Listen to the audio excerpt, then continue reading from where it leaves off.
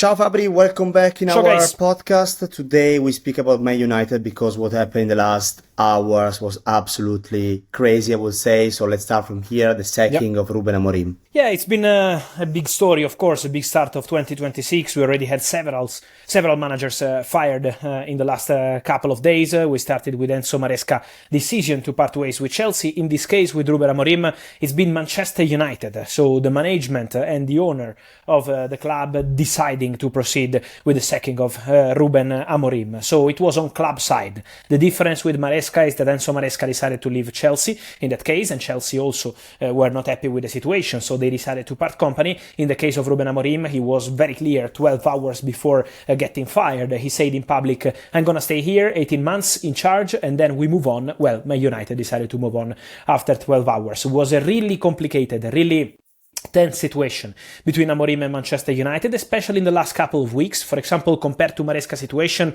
the Maresca case was already really tense since the end of the summer transfer window. For Amorim was not the same situation. They had some problems, but it became really complicated in the last, I would say, 2-3 weeks. You mentioned about the tension between the club and Amorim. So what was the main issue that happened? A crucial point was about the market, also in this case, similar in this case to Maresca, but in a different way, because in this case, when Ruben Amorim goes public and says, I'm here at Manchester United as manager, not as coach. As manager, he means that when he signed for Manchester United in November 2024, so just 15 months ago, the message from Ruben Amorim was very clear to Manchester United. Okay, I'm coming immediately, I'm not waiting for the end of the season, but I want to make an impact on this team. I want to decide on the tactical point of view how we play and what kind of idea we should follow in order to bring in new players. Well, Ruben Amorim wanted to play with the back three, that's very clear. From Manchester United, on the market was not easy to support this tactical idea and change many players.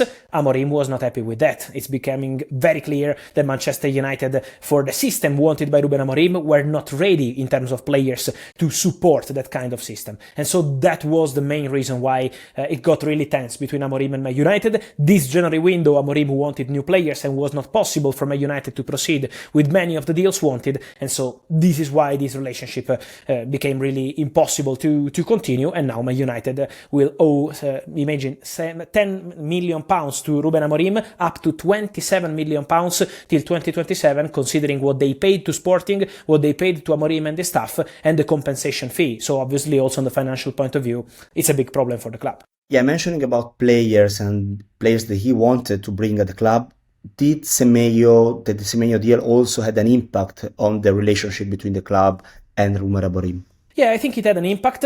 Was not probably that to make the story between Ruben Amorim and Man United collapse, but was part of this story, part of these domino things that made the relationship really complicated. Because Man United were in for Antoine Semenyo. Imagine that is true. The story coming from the English press about last summer. Ruben Amorim last summer had a direct face-to-face meeting with Semenyo, wanted Semenyo last summer. Was not possible. Then in this January window when Man United were in, they were not able to convince the player, and obviously for Ruben Amorim, that was quite disappointing to see a target like Semenyo not being able to join Manchester United. And so he went to Manchester City. He's going to join Manchester City, but that was not the only story. It's full of stories. For example, also, the kind of striker wanted by Ruben Amorim last summer was different. He probably wanted a player who could guarantee a number of goals with some Premier League experience. So the problem was the market. Semenyo was one of the stories, but not the only one. So what can we expect right now? Who is the favorite to become the new Man United manager, and what's going to happen from now to June and then in June as well? Yeah, the name I keep mentioning is the name of Ole Gunnar Solskjær. He's really pushing for this opportunity to go back to Manchester United and become the new head coach. So Solskjær is ready. He's free because his contract at Besiktas got terminated. So he's absolutely ready to take this interim role. So just for 6 months and then see in the summer what's going to happen. Solskjær is pushing since few hours after the club announcement about Ruben Amorim. So he returned to England. He's ready to accept the job if Manchester United decide to proceed. Also, face-to-face talks took place in the last 24 hours between Solskjaer, his agents, and Manchester United. Another Manchester United former player, Michael Carrick, also had a meeting with the club, so they are working on several possibilities, but for sure working hard to have an interim coach as soon as possible, and then also Johnny Evans returning as part of the backroom staff, so they are trying to rebuild the situation in this emergency, and then decide in the summer how to change again Manchester United structure. Let's discuss more on Solskjaer, because we all know how it ended his relationship with Man United when he was the manager. But how does he see a Manchester United opportunity now, according to your information? Look, what I can tell you is that Ole Gunnar Solskjær, obviously together with his agent, right after Manchester United decision and announcement to fire Ruben Amorim, sent a very clear message to the club. I'm ready, I'm available, I want to come back, I can help in this situation. So when the message coming out of Manchester United was, okay, it's very likely to go for an interim manager, different compared to Chelsea. Chelsea appointed Liam Rosenior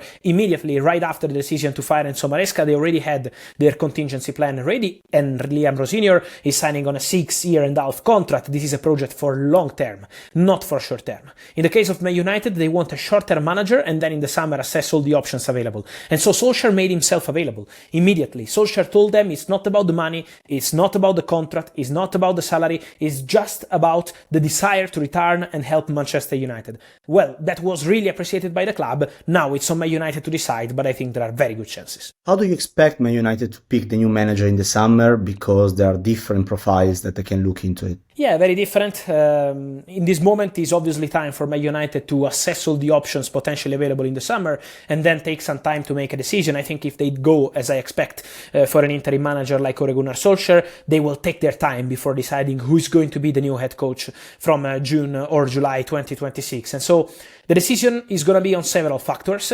They want to play beautiful football. That's obviously a crucial part of the story. But remember this point. Premier League experience. Man United also want a manager who can have some kind of Premier League experience in order to make an instant impact. They know that they don't have so much time because the fans have been waiting for a long time to see Man United successful again. So in this case, timing is going to be important, and I think Premier League experience is going to be one of the key factors in order to decide who is going to be the next Man United head coach. So now the question of the questions. Any name?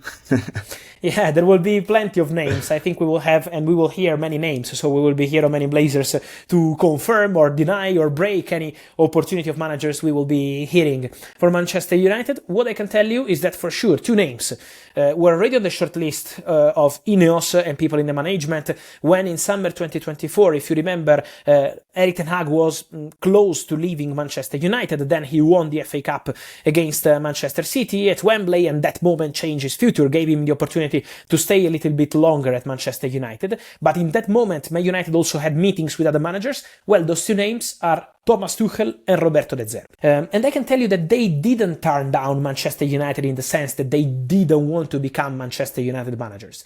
Probably the feeling is that in that moment the project was not exactly what they wanted, and so the feeling between Man United and Tuchel and De Zerbi was probably not the best in that moment.